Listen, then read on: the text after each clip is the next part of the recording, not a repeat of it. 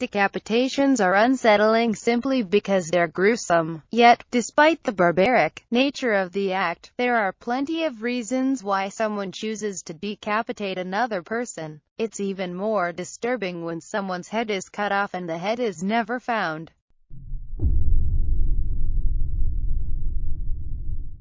Number 10.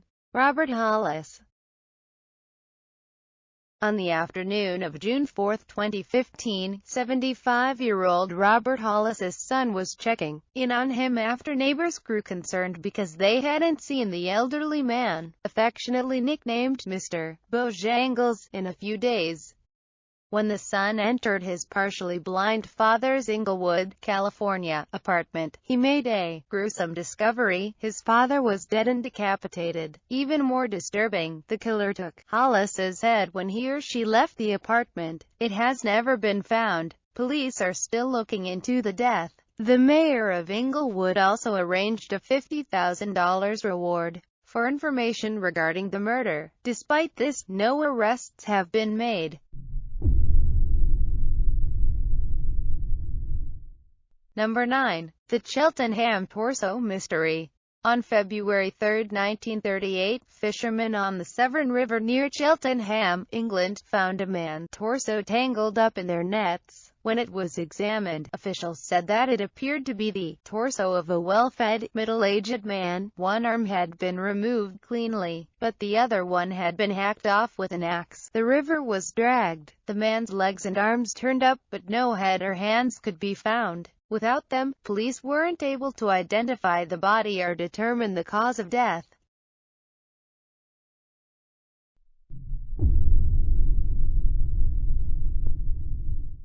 Number 8. Wallingford body in a box. On the morning of August 8, 1886, a man was walking his dog in the township of Wallingford, Connecticut, when he came across a box that was 75 centimeters long and 30 centimeters wide. As the dog got closer, it became interested in the box, but the man could smell an awful aroma emanating from it. The man went home, gathered up some neighbors, and they went back to the box. They opened it and found that the box was lined with tar paper. Inside, there was also a man's torso. After the murder, the townspeople found a bag at the bottom of a well, but when they returned the next day to retrieve the bag, they couldn't find it. The only evidence that it had ever been there was a piece of human scalp that was found next to the well.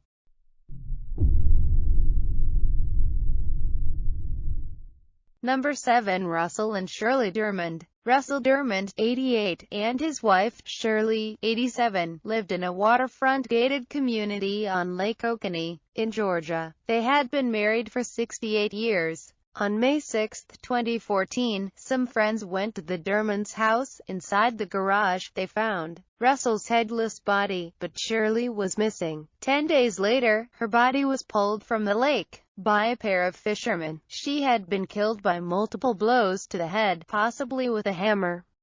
Police said that they had forensic evidence but no suspect to whom they could match it. Police believe that at some point, the killer went into the yard where he was seen by eyewitnesses, but no description was given, except that it was a man.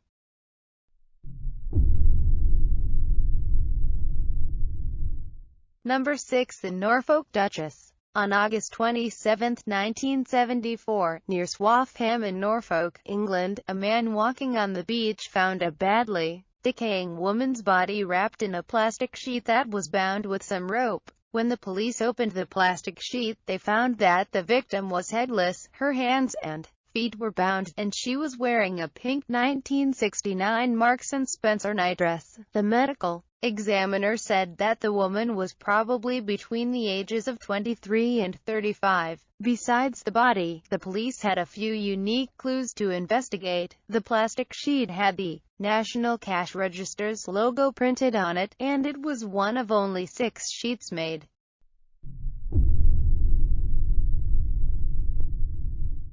Number 5. St. Louis John Doe. In 1987, a hunter came across the headless and handless body of a man in a wooded area near St. Louis, Missouri. Police believe that the man was between 35 and 45 years old. He was white and had 7 broken ribs. He also had a scar on his abdomen. The man was dressed well. He was wearing a dark blue t-shirt from that year's Rose Bowl. It declared the Michigan Wolverines as the champions. In his pockets, there was 82 cents and a token from the Kansas City International Airport.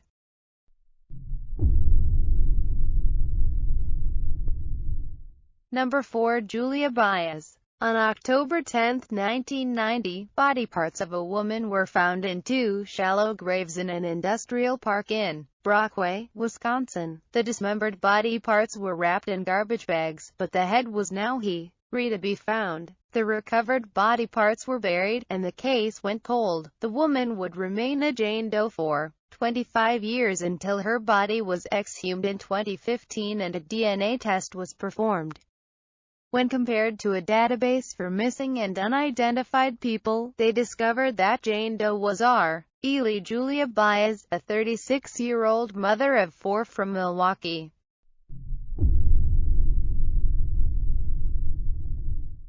Number 3. The Kharkiv beheadings. On the night of December 15, 2012, police believe that at least 2 people entered the home of Volodymyr Trofimov. He was a judge in Kharkiv, Ukraine's second-largest city. Once inside the home, the intruders attacked the judge, his wife, Irina, his 30-year-old son, Sergei, and his son's 29-year-old girlfriend, Marina Zueva. The judge, Irina, and Marina were all killed and then beheaded with some type of long blade. Serge, on the other hand, was decapitated while he was still alive. Their heads were never found.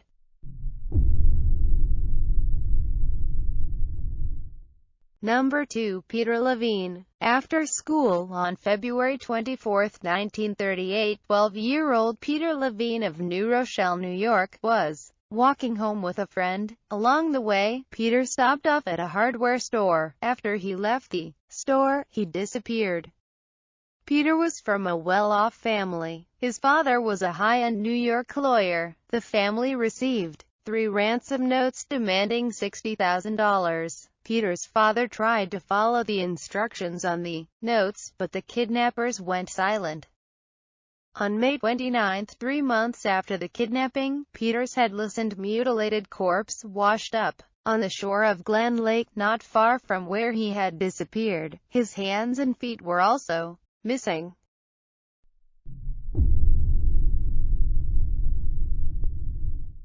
Number 1. St. Louis Jane Doe. On February 28, 1983, a car carrying 2 men broke down near an abandoned apartment building in St. Louis, Missouri. The 2 men ventured into the building looking for a pipe to repair their car.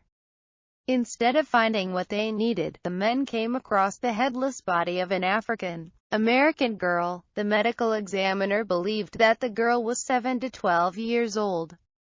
She had been strangled 3 to 5 days before her body was found. After her death, she had also been decapitated with a long-bladed knife. Her hands were bound, but it wasn't clear if she had been sexually assaulted. Lastly, she died and was decapitated elsewhere, and then her body was dumped in the building. Thanks for watching. Remember to like, comment and subscribe and tell me what countdown to do next.